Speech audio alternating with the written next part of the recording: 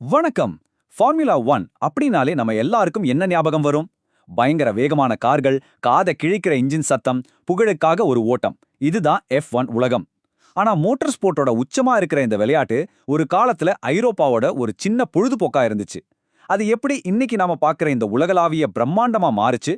வாங்க F1ஓட இந்த அசாதாரணமான வரலாற்று பயணத்தை நாம சேர்ந்து பார்க்கலாம். ஆமா, இதுதான் இங்க முக்கியமான கேள்வி. 2ஆம் உலகப் போரோட சாம்பல்ல இருந்து ஆரம்பிச்ச ஒரு பந்தயம் எப்படி பல கண்டங்களை தாண்டி கோடிக்கணக்கான ரசிகர்களோட மனசை கொள்ளையடிச்சுது. இதுக்கு பின்னாடி இருக்கிற டெக்னாலஜி, டிரைவர்களோட வீரம், அப்புறம் பிசினஸ், இந்த எல்லா கதைகளையும் தான் நம்ம இப்ப பார்க்க போறோம். எல்லாத்துக்கும் ஒரு ஆரம்பம் இருக்கு இல்லையா? ஃபார்முலா 1ஓட கதையும் அப்படிதான். போரினால் சிதைஞ்சு போன ஒரு கண்டத்துல வேகத்தை மேல இருந்த தீராத ஆசையில இருந்து மறுபடியும் ஆரம்பிச்சது. சரி, முதல்ல ஒரு சாம்பியன்ஷிப் எப்படி உருவானதுன்னு பார்க்கலாம். F1ஓட ஆரம்பம்னு பாத்தீங்கன்னா அது 20ஆம் நூற்றாண்டு தொடக்கத்துல ஐரோப்பால நடந்த கிராண்ட் பிரிக்ஸ் பந்தயங்கள்ல இருக்கு. ஆனா நாம இன்னைக்கு பாக்குற இந்த F1 2ஆம் உலகப் போருக்கு அப்புறம் தான் உண்மையிலே உருவாச்சு.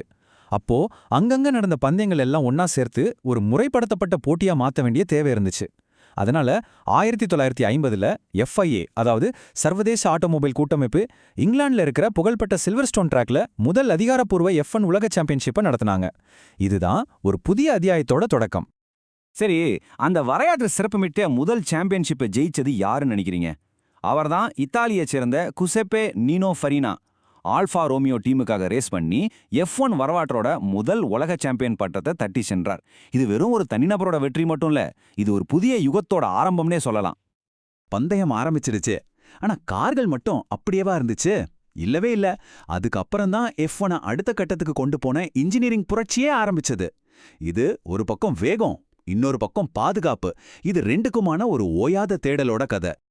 கொஞ்சம் யோசிச்சு பாருங்க, 1950கள்ல கார்கள் எப்படி இருந்துச்சு?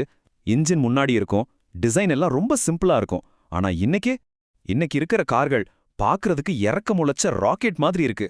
ஏரோடைனமிக்ஸ் ரொம்பவே சிக்கலான ஹைபிரிட் பவர் யூனிட்ஸ்னு வேற லெவல்ல இருக்கு. இதுல ஒரு முக்கியமான விஷயம் என்னன்னா, 1960கள்ல இன்ஜினை காரோட நடுப்பகுதிக்கு மாத்துனாங்க. அது ஒரு பெரிய கேம் சேஞ்சர். அது காரோட பேலன்ஸை சூப்பரா மாத்தி வேகத்தை நினைச்சு பார்க்க முடியாத அளவுக்கு அதிகமாக்குச்சு. ஆனா இந்த வேகத்துக்கு ஒரு விலை கொடுக்க வேண்டியிருந்தது. ஆரம்ப காலத்துல நடந்த பல சோகமான விபத்துக்கள் சேஃப்டி எவ்வளோ முக்கியம்னு ரொம்ப வலியோட புரிய வச்சது. இதுக்கப்புறம் தான் மோனோகாக் சேசி மாதிரி பல புரட்சிகரமான கண்டுபிடிப்புகள் வந்துச்சு. இந்த சேசி டிரைவரை சுத்தி ஒரு பாதுகாப்பு கவசம் மாதிரி செயல்பட்டது. அது மட்டும் இல்ல, ஹெல்மெட்கள், ட்ராக்ல தடைகள்னு கொண்டு வந்த ஒவ்வொரு புது விஷயமும் உயிர்களை காப்பாற்ற உதவுச்சு. இன்னைக்கு F1 உலகத்திலே பாதுகாப்பான மோட்டார் ஸ்போர்ட்ஸ்ல ஒன்னா இருக்குன்னா அதுக்கு காரணம் இந்த மாற்றங்கள் தான். கார்கள் எவ்வளவுதான் பவர்ஃபுல்லா இருந்தாலும் அது வெறும் மெஷின்கள் தான். அதுக்கு உயிர் கொடுக்கறது அது ஓட்டுற டிரைவர்கள் தான். இப்போ F1 வரலாற்றையே வடிவமைச்ச நம்ம எல்லாருக்கும் தெரிஞ்ச அந்த ஹீரோக்களை பத்தி பார்க்கலாம். ஒவ்வொரு காலகட்டத்துக்கும் ஒரு ராஜா இருந்திருக்கார். 1950கள்ல அர்ஜென்டினாவைச் சேர்ந்த ஜுவான் மேனுவல் ஃபங்கியோ 5 முறை சாம்பியன் பட்டம் வாங்கி அந்த தசாப்தத்தையே ஆண்டார்.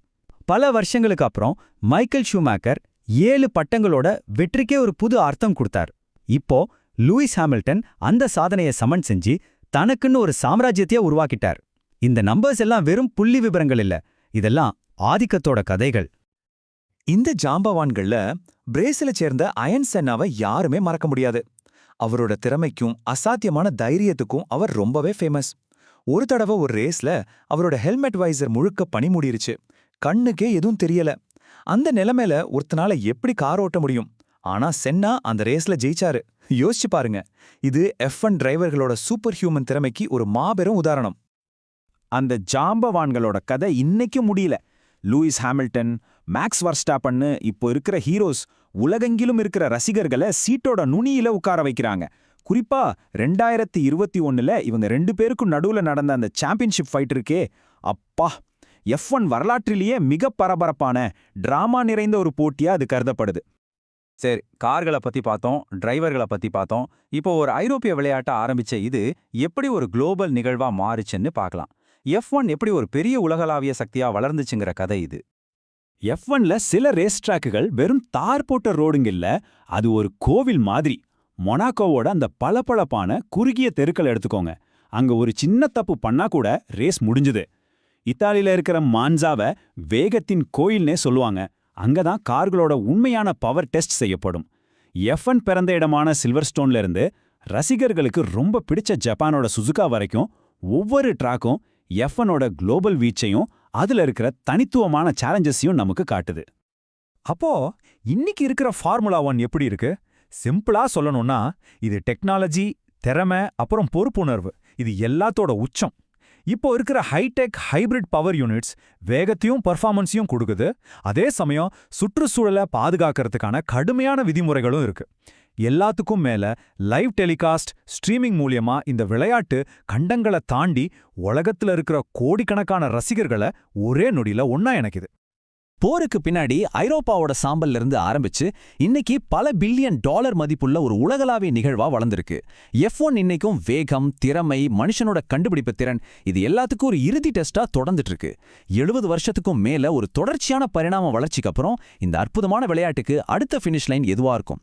ஒரு எலக்ட்ரிக் ஃபியூச்சரா, இல்ல நாம கற்பனை கூட பண்ண முடியாத புது டெக்னாலஜியா? பதில் எதுவா வேணா இருக்கலாம். ஆனா ஒண்ணு மட்டும் நிச்சயம், பந்தயம் தொடரும்.